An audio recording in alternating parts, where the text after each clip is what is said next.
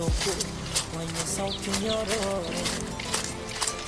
mususu cha sorondombo na bando letu la buku twabeluzi paka tumoro.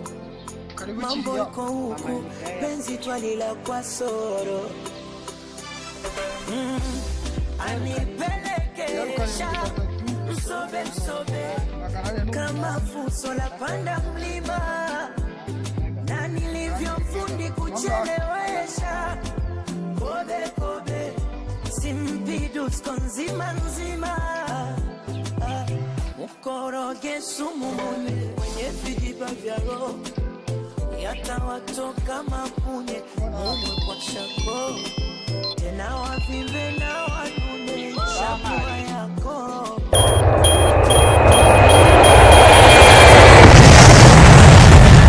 Nikadiuno uchuchu kikukumbatia tamukolea ziletu baby, yani paka kisogo.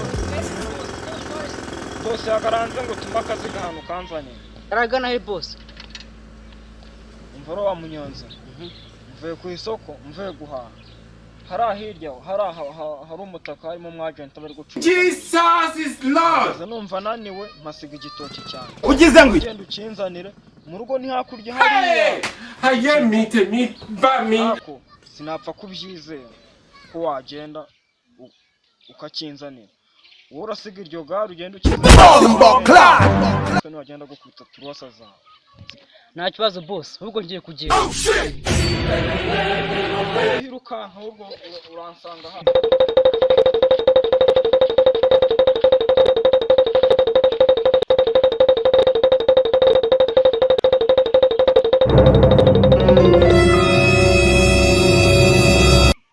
Akabanyonzi b'iki gihe ni ibihwini. Yesu! Iza amahirwe mbonye gare ritampe kandi bitandikana. Oh shit!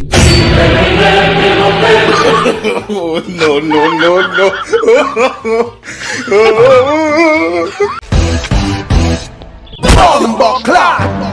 Tugufasha iki se kiriya? None se boss, ko ari umuboss warumbwiye ngo nzima akazigo ukari aha ngaha waba ugafite. Niruka. Nta muntu winigeze mbona hano unsigira umuzigo ubwo bagutuburiye.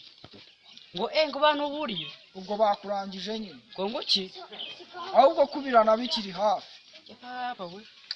Reka ngende ariko ndamufata ariko. Kiriya gitipe rero barakibeshye ngo hano basize umuzigo. Ni rugenda ibintu nk'ibyo ntabwo tuba tubishaka uri abararutuburiye.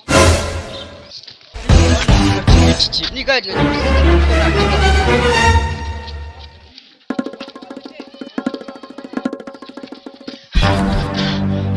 Kibawe. Ryagaye jyanjye naryarijyanye ariko ugize ngo ubusinde munyagiye koko yambye ngatuye hakugiriye ubusinde cyane.